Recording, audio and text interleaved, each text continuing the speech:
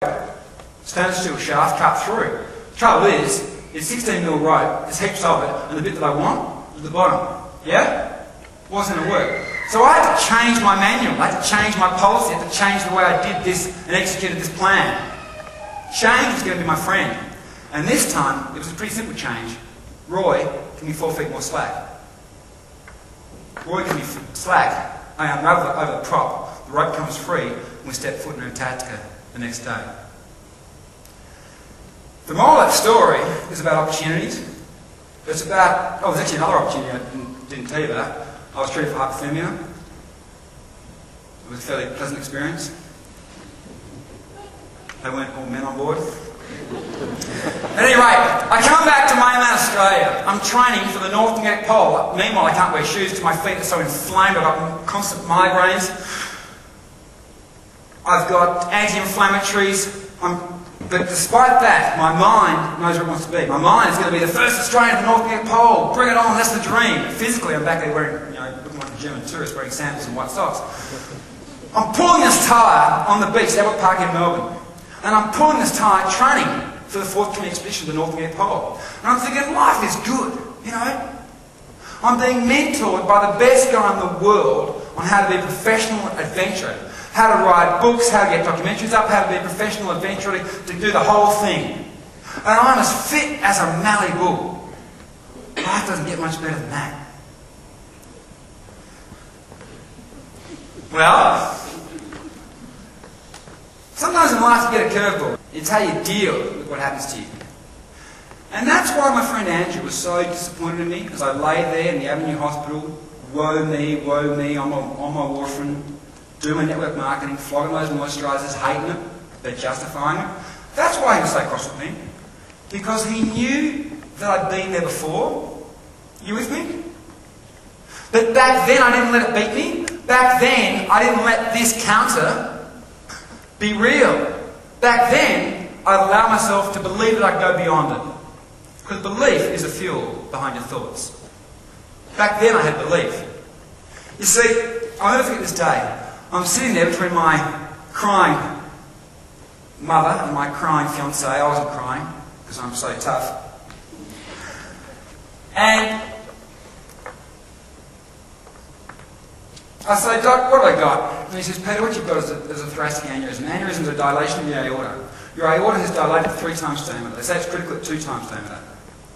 I say, oh, no worries, Doc, that's great, thank you for that. Could you knock that off tomorrow, or could you leave that for 6 months? And he goes, why? And I said, oh, because this is my brochure. I'm getting 1,000 of these printed tomorrow, and I'd really appreciate if you could knock that surgery over quick smart. And he flicks the brochure back, and he says, Peter, I don't know if you understand the risk of paralysis or rejection of the graft, but you're not going anywhere. Then I cried, and I cried, and I cried. But why did I cry? Why did I cry? Come on. Why did I cry? I'll ask you individually. Why do you think I cried? Reality of what? Yeah, but whose reality? The doctor's reality or my reality? Sorry to put you on the spot here, but the thing is, I allowed somebody else's reality, you with me? To become my reality. Because his reality was, back for a desk job for you, young fella. Hang up your hiking boots on, you little boy. That's for other people, big, strong people, not people like you. See, his reality I allowed to become my reality. That's why I cried. I wasn't crying because some doctor was going to open me up. I beat that when I was like 8 years old. There's another scar around this way, who cares? That was not why I cried. I cried because I believed that he was right. That I never would be anything. That I never would be extraordinary. Because when I had that scar when I was a boy, my father said to me, when I was 14 years old, as a kid when I was 8 years old, I was very introverted. I used to cover my scar the whole time. I used to be very shy about the whole thing. When I was 14 years old, I got a bit out there and a bit shellfish. My father said to me, boy! My father was a man of depression. A boxer, a judge, a farmer, a self-made man. He said, boy! That scar's the best thing that happened to you. You know, I resented him for that comment all my life. Boy, that scar's the best thing that happened to you. I resented him all my life for that comment. He died 8 years ago. I only got the true meaning of what he said, and that's my moral today. You'll get it at the end. About what he really meant, about comfort zones, and about scars, and about limitations. Boy, that scar's the best thing that ever happened to you. Boy, I resented him for that. Human beings are meaning-making machines. We'll make meanings out of anything, won't we? Yeah? He said that he's going to the football with the boys. What does he like? Doesn't like? What does it mean? Yeah, you with me? The fact is, I cried because I allowed the meaning of the doctor to be my truth. But then I had a friend, my wife, who was smarter than me, which isn't that great a challenge. And he said to me, baby, accept it. Accept it. Yeah? Acceptance is the hardest pill. Accept it, Pete. You're not going to be the first Australian to the North Magnetic Pole. Accept it. This year. But you're going to do it next year, and it's going to be bigger and better than it ever would have been. And sometimes in your life, you need someone to sow that seed. You with me? You need a seed sower. Not a seed raper that takes away your dreams, but a believer that can sow those seeds again. And for me, that was good enough. And I went to that surgeon. For me, it was just bring it on, pal. For me, it was like day by day. Intensive care, out of intensive care. When can I start lifting baked bean cans? Because I knew exactly where I was going. I was going to the North Magnetic Pole. When the going gets tough, the tough get going. So for me, it was bring on that surgery. It's 7 hours before Peter comes round. The heart is coping. The question is, do his legs work? There is a simple test. Wiggle the toes. It is a great relief he has some mobility in his legs. But the battle is not over. Conventional wisdom says that recovery will be a slow and painful process. Peter is not very tolerant of conventional wisdom.